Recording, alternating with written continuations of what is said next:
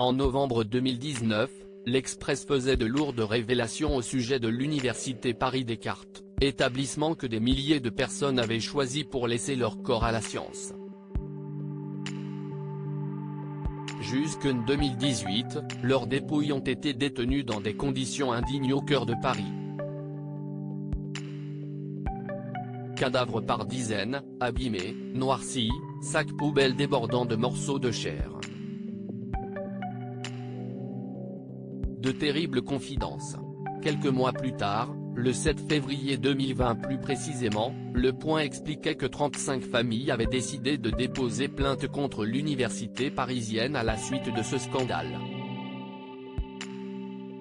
Véronique Lafont, fille de Micheline Dax, faisait partie des plaignantes.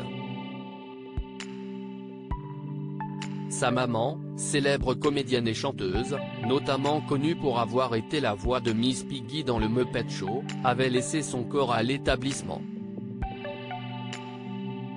Celle qui aurait eu 99 ans aujourd'hui est décédée un dimanche, en avril 2014, note de la rédaction. Elle a été emmenée le lendemain pour le centre du don des corps de l'université Paris-Descartes en échange de sa carte de donneur, et ça a été fini, avait raconté sa fille au Point, avant de dénoncer le manque d'informations dont les familles disposaient. On m'a raccroché au nez lorsque j'ai téléphoné, on m'a fait comprendre que je n'avais pas à en savoir davantage.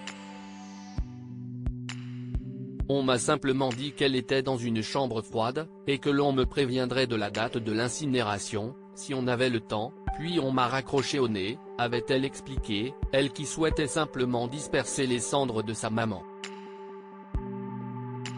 Chose qu'elle n'a pas pu faire, car les corps sont tous brûlés en même temps. Ils étaient inutilisables parce qu'ils étaient pourris. Certains d'entre eux étaient entreposés dans un couloir. Des informations qui ont semé le doute chez Véronique Lafont, qui doit toujours se demander si la volonté de sa mère, d'être utile à l'humanité, a été respectée ou non. Aujourd'hui, elle ne souhaite qu'une chose, connaître la vérité sur ce que l'on a fait des volontés de nos familles, et avoir une traçabilité sur les dons des corps.